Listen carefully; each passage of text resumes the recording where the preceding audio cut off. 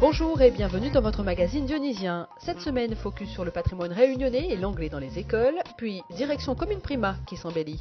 Et pour finir, zoom sur les aides de la ville pour les jeunes sportifs, sans oublier, en fin d'émission, votre agenda.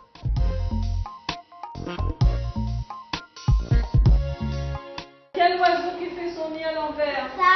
Comment ça s'appelle? L'oiseau bélier. Il ne manque pas d'entrain, ni de connaissances sur la faune réunionnaise. Ces enfants participent depuis un mois à l'activité du temps périscolaire dédié au patrimoine de leur île. La naissance de la Réunion, sa cuisine, son histoire, ses spécificités agricoles comme la canne à sucre, les intervenants abordent tous ces points en utilisant différentes méthodes. Alors, il y a les activités, les images et les objets. Voilà, on a travaillé tout ça tout le long du mois de septembre jusqu'à mois d'octobre. J'ai appris les fruits, les oiseaux. Il y en a qui vivent dans la forêt, il y en a qui vivent dans le jardin. La ville de Saint-Denis souhaite que tous les enfants participant aux activités du temps périscolaire passent au moins une fois par cet atelier patrimoine. Pour leur apporter le meilleur, les intervenants ont été formés l'an dernier. Cette année, on a de nouveaux partenaires. Pendant les vacances d'octobre, on aura un partenaire privilégié qui va être la CEOR, qui va faire une formation qui va être très intéressante puisqu'elle va toucher tous les oiseaux de la Réunion. La ville veut une haute qualité éducative pour les petits dionysiens. Elle met donc les moyens humains et financiers. Cette politique porte ses fruits, il n'y a qu'à prendre l'exemple de l'anglais. Depuis 2009, la municipalité permet aux enfants de pratiquer cette langue dès la grande section. 6 ans plus tard, les enfants du plan anglais n'ont pas à rougir de leur niveau. Feroza fait partie des 140 intervenants en anglais employés par la ville. Elle a fait le choix d'apprendre en anglais utile aux enfants grâce à des discussions. Moi, je les ai eus en CP, CE1, C2.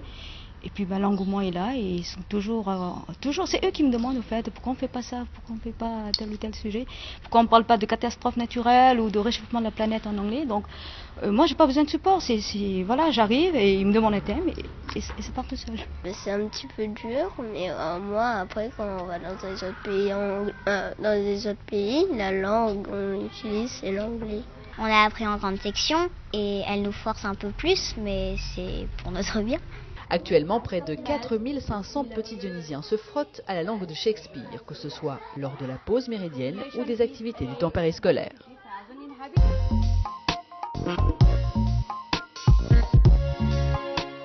Après, je peins dedans, ok? Toi. Du rouge, du noir et du blanc, les 3 couleurs signatures de l'artiste Mégo s'emparent de Commune Prima. Et pour cause, il accompagne les habitants du quartier dans un projet d'embellissement. Depuis une quinzaine de jours, c'est sur cet espace très fréquenté par les familles alentours que bombes et rouleaux de peinture donnent un nouveau visage au mobilier de pierre. Pierre et galets sont les supports favoris de l'artiste qui pour la première fois travaille avec tout un quartier sur un tel projet. Moi, à la base, je travaille avec les formes géométriques, donc on va dire que c'est accessible à tout le monde. C'est la construction avec les ronds, les carrés, les triangles, toutes ces choses-là. Donc assez naturellement, eux, ils arrivent à le faire. Officiellement, c'est une quarantaine de personnes qui participent à ce projet d'embellissement, initié par la ville. Mais dans les faits, les habitants ont tellement adhéré que tout le monde s'y attelle, des jeunes aux moins jeunes. Je trouve que c'est un beau projet pour le quartier. Qui peut donner un peu d'embellissement au quartier. Oui, on est content, madame. On est content. Parce que tu vois, les biens nous fait des trucs, les biens. Cette action se poursuivra jusque début novembre.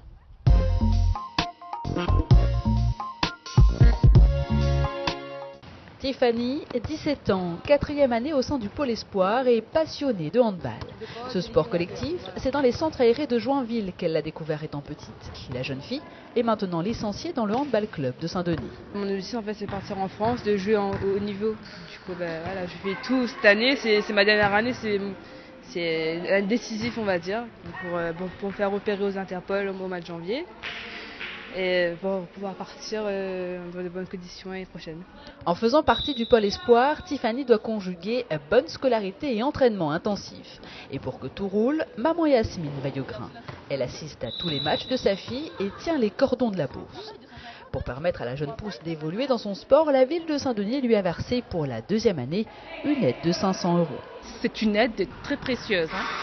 par les temps qui courent, donc déjà que je paie donc le pôle espoir aussi, donc c'est une aide donc qui m'est donc bénéfique autant pour moi que pour elle, sur tout le matériel. Le conseil municipal donc a voté 47 bourses pour ces jeunes qui sont inscrits donc sur la liste espoir et partenaires d'entraînement, toutes disciplines confondues, et effectivement le foot et le handball sont donc les plus représentés. Par cette aide annuelle, la ville souhaite accompagner les jeunes sportifs dionysiens dans leur parcours vers le haut niveau.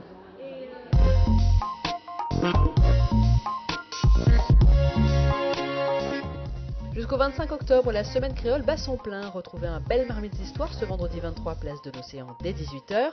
Sans oublier un cas barachois spécial Narmine du Cap ce samedi 24 dès 20h sur le barachois. Expositions, conférences et animations sont également de mise dans les quartiers. Toute la programmation sur le site de la ville. Saint-Denis accueille l'arrivée du Grand Raid. Dès le vendredi 23 octobre, venez encourager les premiers coureurs qui franchiront la ligne d'arrivée sur le stade de la Redoute. Dionysité, c'est terminé pour aujourd'hui. À la semaine prochaine.